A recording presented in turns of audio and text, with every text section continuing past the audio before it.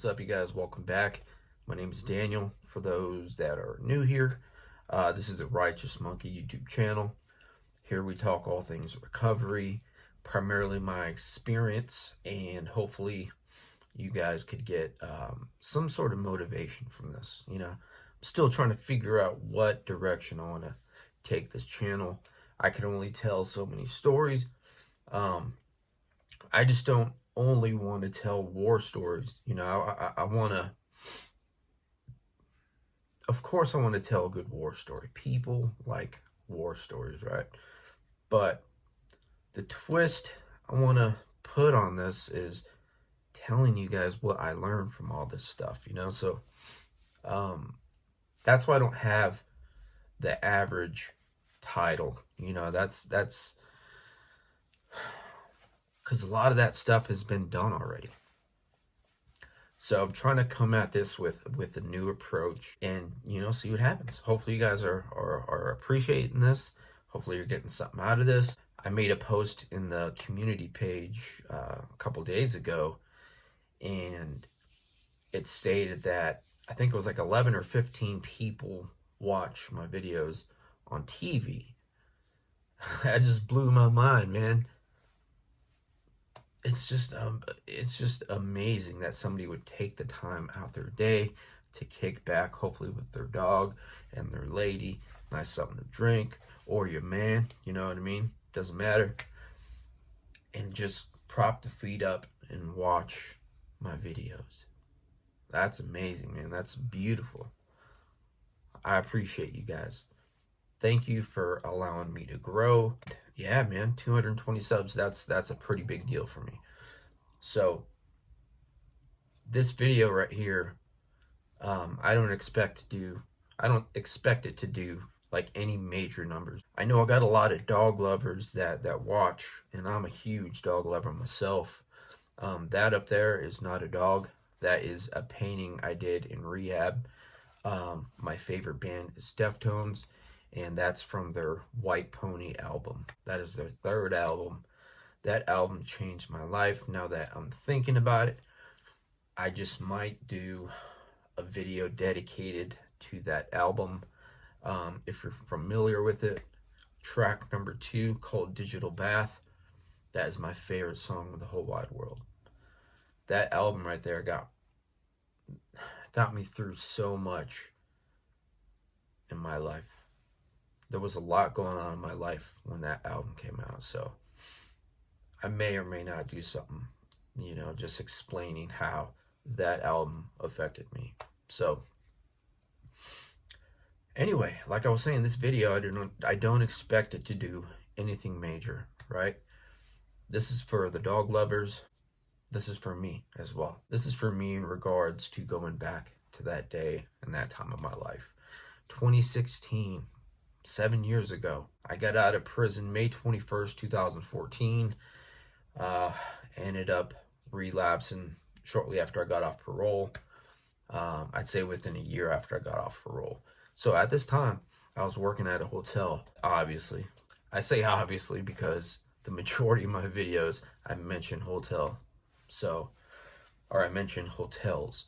And I've done a lot of dirt at hotels, man. Like, I wasn't your average front desk agent. I wasn't your average front desk supervisor. I did everything in my power for the guests, Even when I was at my worst, my boss still said I was his best employee, because while I was there, he didn't have to worry about anything. He knew I wouldn't be blowing up his phone throughout the entire shift, asking if I could do this, if I could do that, meaning for the guests, He knew he could trust in my decision making. So I was working at a hotel. I was balls deep in my addiction, and addiction to opiates. If you guys are new here, if you're new here and you like the video, or if you like any of my videos, just smash that like button, gently caress it, whatever you do, just tap it, only the tip, just do whatever you got to do. Just tap, smash that like button, okay?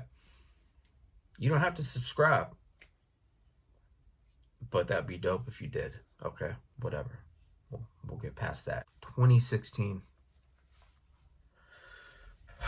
At that time, in the majority of my time on H, I was getting it from one guy. And we both met each other. We both got out of prison around the same time. And I met him through some other dirtbag that I was hanging with. Why do I say this guy's a dirtbag? Because he was. He would always pinch my stuff. Like, he knew I had nobody else to go to for the H, right? So I'd have to go pick him up, give him the cash. He'd go inside my dealer's house, stay in there like a few minutes longer than it normally takes. He'd go to the restroom or wherever, whatever he did. He'd always pinch the sack, come with me, and then we'd split. Or he would come back in the car. We'd split and split our stuff. And I was always left with very little, you know. That stuff never really made it home because it was so little. I always dropped him off and then just smoked the rest of my stuff. And that was the sack, right? So I had to figure out a way to get in touch with the Connect, the dealer, and I did. As time went on, he ended up cutting the dirtbag off, and we'll just call him E, right? The dirtbag. As time went on, his addiction grew. I was always loyal, right?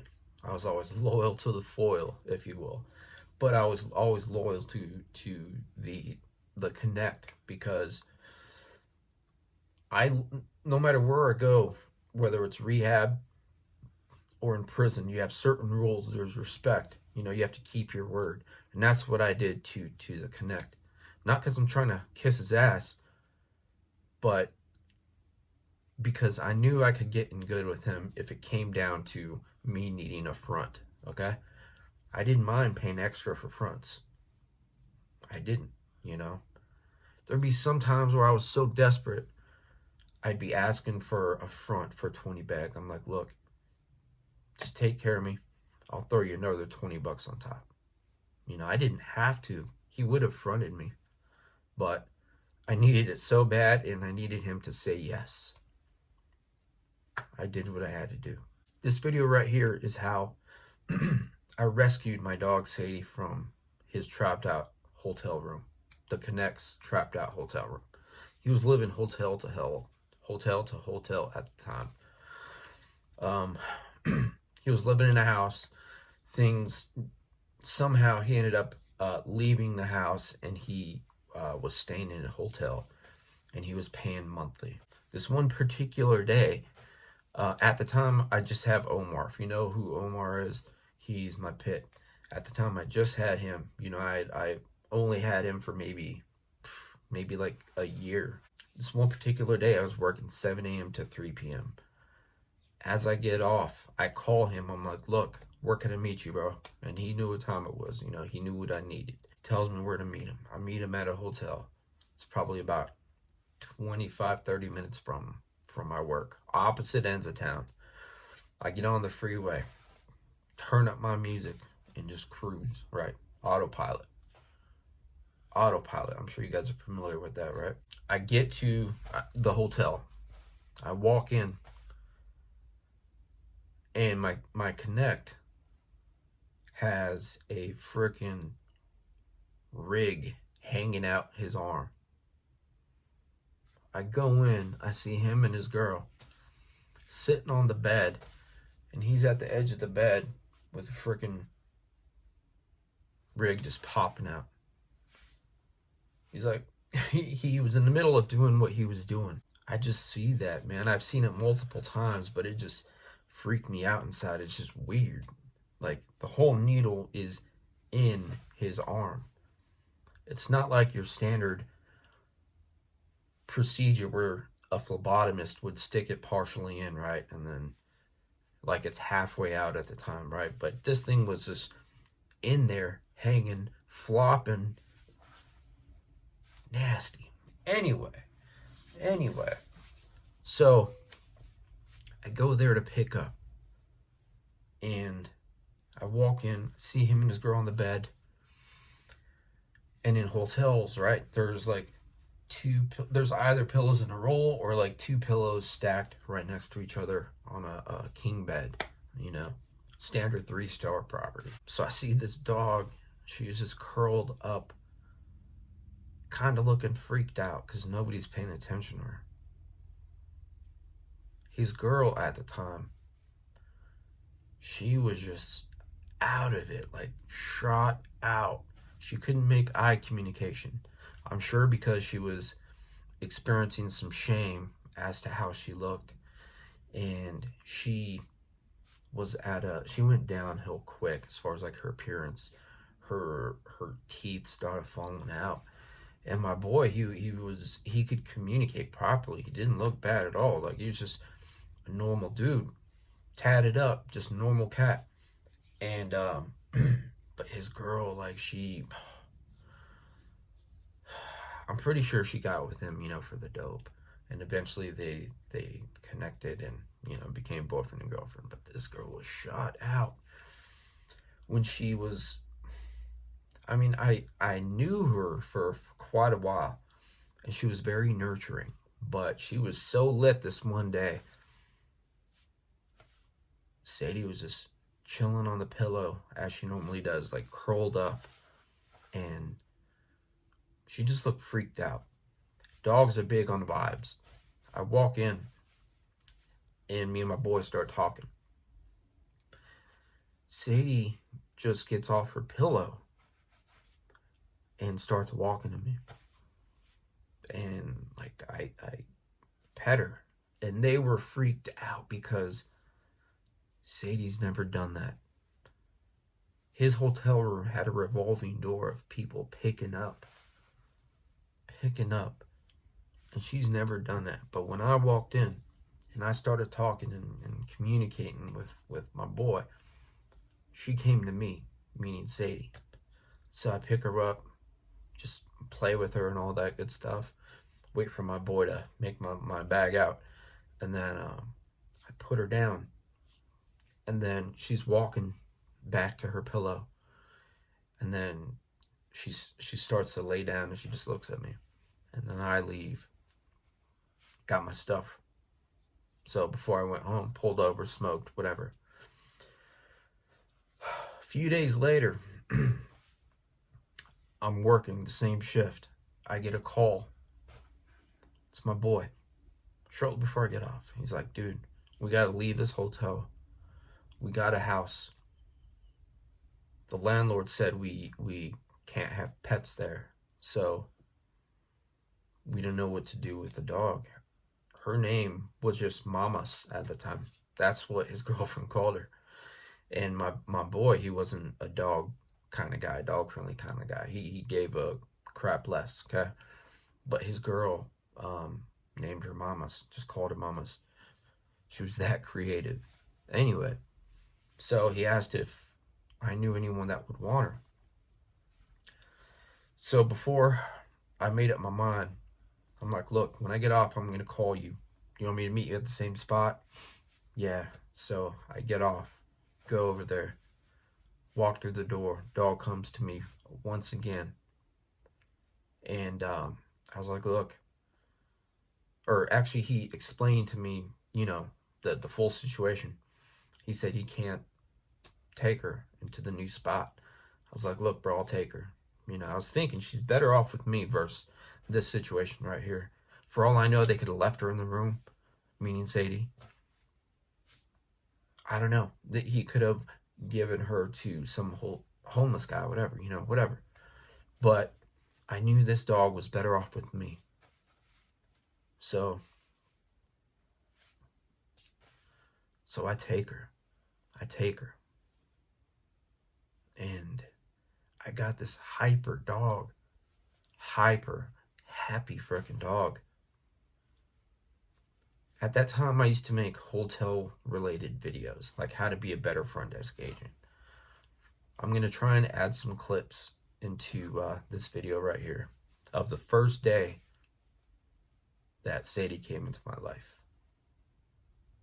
So fast forward some time, Sadie was a super hyper. She was a super hyper dog, and she really wasn't. I thought at the time, my mentality, I thought she wasn't fitting with the dynamic of the house, like with Omar and all that. She just needed some extra attention. She just needed some training. She never had that her whole life, so she was just hyper, off the wall. But with a little bit of love, a little bit of training, some attention, repetitive training, repetitive correction, communication. That's huge with dogs. So over time, like, it was just too much for me. She was starting to get on my nerves. I call a coworker. I'm like, look, you want a dog? Ultimately, she says yes. I meet this girl at the gas station. I give Sadie to her because this girl had a daughter. As soon as I pulled off, I immediately regretted it. I was sad. Going to bed that night was not the same. So, luckily, the next day, my coworker texts me. She's like, look, this isn't going to work out. Do you know anybody that would want Sadie? First thing I said, where do you want me to meet you? Things worked out.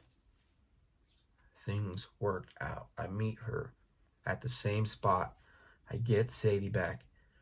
I take her to the dog park. I take her to one of the mountains nearby, and I just let her run it out.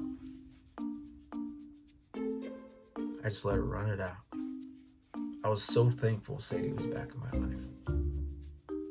Let me show you something.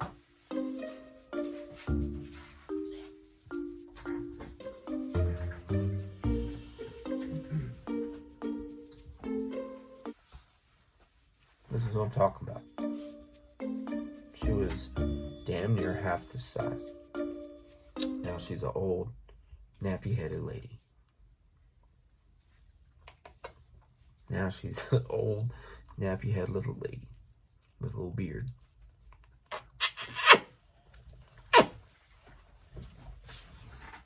Thanks for listening.